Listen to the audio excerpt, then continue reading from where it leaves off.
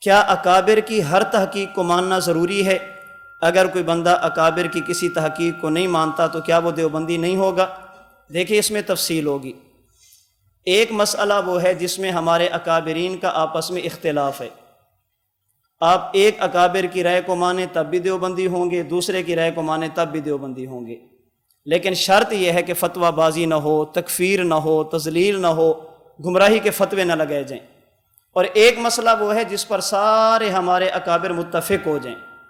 اگر کسی مسئلے پر اکابرین کی تحقیق آپس میں ٹکرا جائے، ایک کچھ کہے دوسرا کچھ کہے، جس کی تحقیق پر بھی عمل کریں گے آپ دیوبندی ہوں گے۔ لیکن جس مسئلے پر سارے اکابر اکٹھے ہو جائیں، سارے متفق ہو جائیں، تو پھر اسے ماننا ضروری ہوگا۔ اگر اس سے آپ نکلیں گے تو پھر دیوبندیہ سے نکل جائیں گے۔ عقیدہ حیات النبی صلی اللہ علیہ وسلم پر اکابر علماء دیوبند متفق ہیں۔ یہ صرف دیوبندیت کا نہیں، اہل سنت والجماعت کا اتفاقی مسئلہ ہے، صرف احناف کا نہیں، شوافع، مالکیہ اور حنابلہ تمام کا متفق علیہ مسئلہ ہے۔